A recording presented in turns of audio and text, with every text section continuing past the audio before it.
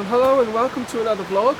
I've been vlogging for only a few months now, so not very long, but of course I've been consuming content on YouTube for quite a few years, and I built up a fairly sizable collection of photographers that I watch on a regular basis, that I subscribe to, and one of those who I really enjoy is a UK based photographer, a guy by the name of Chris Sale, and he posted a video a couple of weeks ago because he just got his 24 to 70mm lens returned to him after a good few months away being fixed, and he decided to do a bit of a stress test, I guess, on that lens and use it at all sorts of focal lengths that he wouldn't normally use it at, to kind of give it a really good workout. And I thought it was a great video, I really enjoyed it.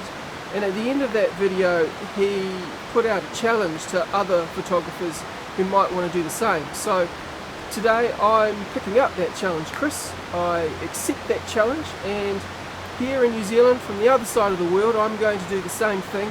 I'm going to take my favourite lens and I'm going to stress test it, shooting it at its widest focal length, its longest focal length, its wide open aperture and its closest focusing distance. So challenge accepted, and on we go. This one's for you, Chris. Cheers, mate.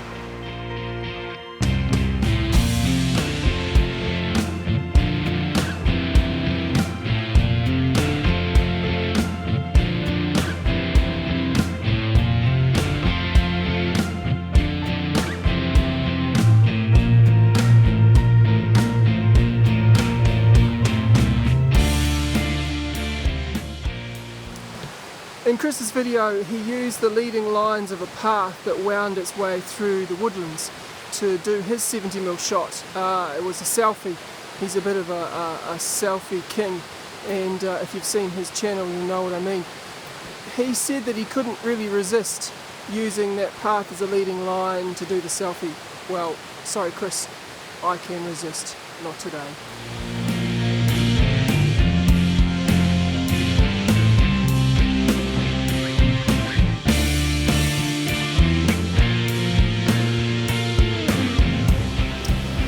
Okay, well, I'm set up for my first shot of the day, and I'm actually going to start the day with the telephoto end of my lens, and the lens that I'll be using is a Sigma 17 to 50. So it's equivalent to what Chris was using on his full frame Canon 6D, his 24 to 70. I'm using an APS-C crop sensor camera, a Canon 50D, and so the Sigma 17 to 50 f2.8 equates pretty much almost exactly to Chris's 24 to 70 f4. So I'm going to start with the 70. I've found a nice composition here looking down into the creek. There's some rapids and some nice white water and some rocks. I have put a Polariser on the front of the camera, and I've also used a graduated neutral density filter at the bottom of the image where the white water is, because the dynamic range is so large with the bright white water and the deep dark green ferns in shadow. So I want to balance that out. So I'll take that and we'll have a look at my first shot using the maximum telephoto reach of my lens at 70mm.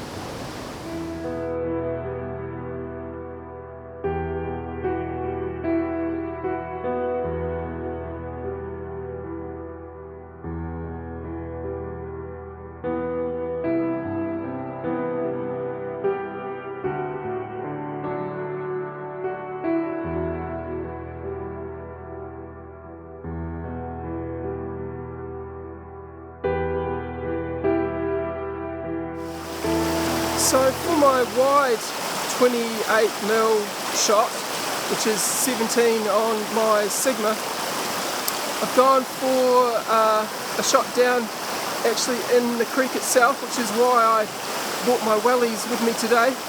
And I'm doing the same thing. I'm trying to slow down the shutter speed and get some movement in that water. Again, I've put a polarizer on and come into the creek to try and get as close to the focal point of the stone over there, that stone there that I'm using as a focal point, and I'll blur out the water again with a reasonably slow shutter speed, and we'll put that up, and that will be my 28mm equivalent, 17mm on my Sigma wide angle shot.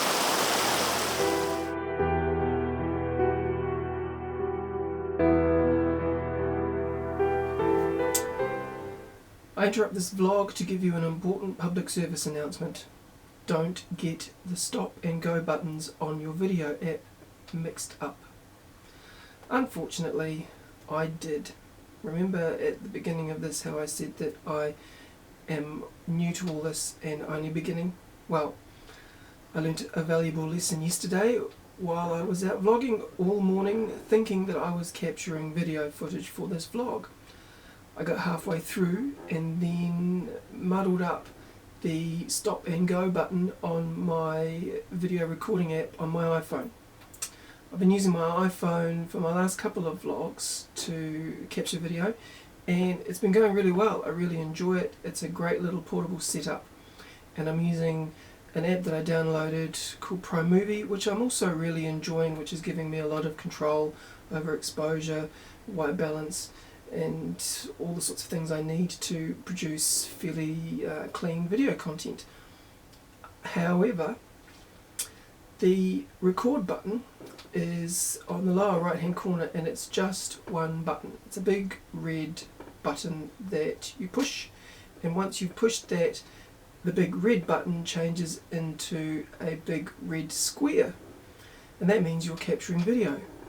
Well, unfortunately, halfway through videoing the footage yesterday, I got that mixed up, and I thought that the square button was the stop and the circle button was the go. So unfortunately, when I thought that I was recording footage to camera, I was actually stopping the video, and when I thought that I was stopping the video, I was actually starting it and getting a whole bunch of images and footage of the ground and my feet and the sky and all sorts of unusable stuff that I obviously couldn't put on the vlog. So I'm having to do this at home in my study the next day, and unfortunately talk you through the next couple of images that I took for this lens challenge. So the third image I took was the f2.8 image, and walking along the track all morning, I was taken by the bright yellow flowers of the gorse bush that run along the sides of the track, and so I decided for the f2.8 shot to focus in on the yellow flowers on a gorse bush and throw the background out of focus when I got to a point where there was an old abandoned mill building in the background that I could use as something of a focal point, although at f2.8 it was going to be defocused. So that's what I did. I focused on the gorse bush flowers and threw the background out of focus at 2.8, and this is the resulting image.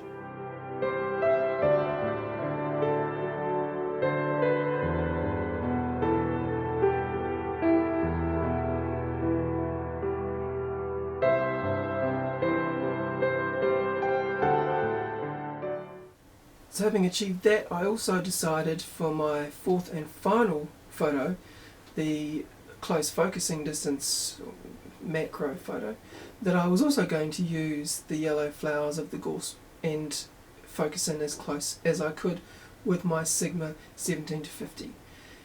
That's about 28 centimeters or about 11 inches, so that's exactly what I did. I found a nice patch of gorse with some lovely yellow gorse flowers and some fairly dark background, and I focused in as close as I possibly could to the yellow gorse flowers, and I got this final result, which I'm pretty happy with. It has a sort of a macro feel to it, and it's as close as the 17 to 50 is going to get.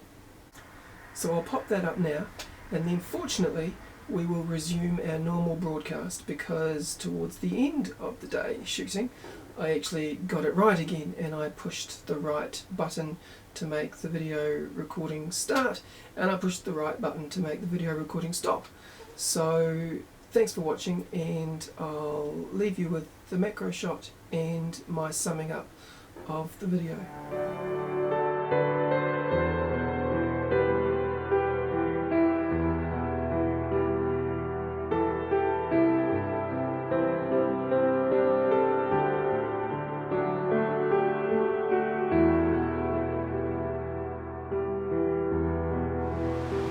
Well, I've had an absolutely fantastic morning out stress testing my Sigma 17 to 50. It was a great challenge, it was a great idea. Thanks Chris, really enjoyed it. I took some photos that I probably would never have considered taking, especially the 2.8 shots in the landscape, so I guess that was the whole idea of the challenge.